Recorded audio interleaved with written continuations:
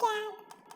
Nah setelah itu saya tanya dong kenapa barang saya belum dikirim-kirim juga, soalnya setelah saya melakukan transaksi itu selang sehari 2 hari seharusnya kan udah ada status pengiriman gitu, ini sama sekali nggak ada.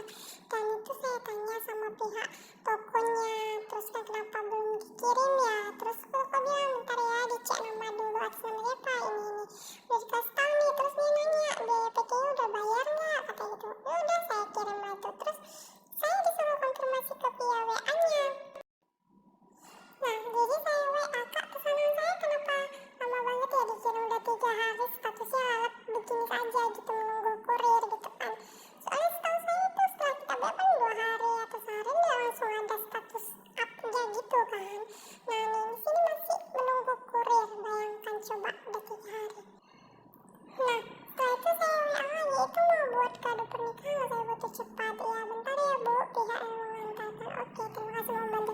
Terus besoknya udah 4 hari, keempat harinya itu kan bakalan ada otomatis pembatalan gitu kan apabila belum dikirim atau diterima jasa gitu kan.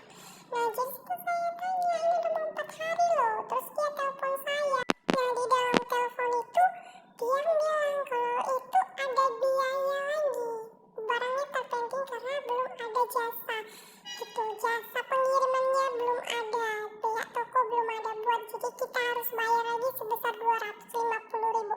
Nah saya berpikir ini masalahnya malah kita pula yang menanggung semuanya kan, gacor jadi ceritanya ini. Nggak betul ini pikir saya. Udahlah saya minta pembatalan, saya minta nomor, saya kirim klien saya minta konfirmasi untuk pengembalian biaya packing gitu. Saya nggak tahu nih yang tadi dibayar apa enggak, tapi feeling saya sih itu nggak bakalan dibayar.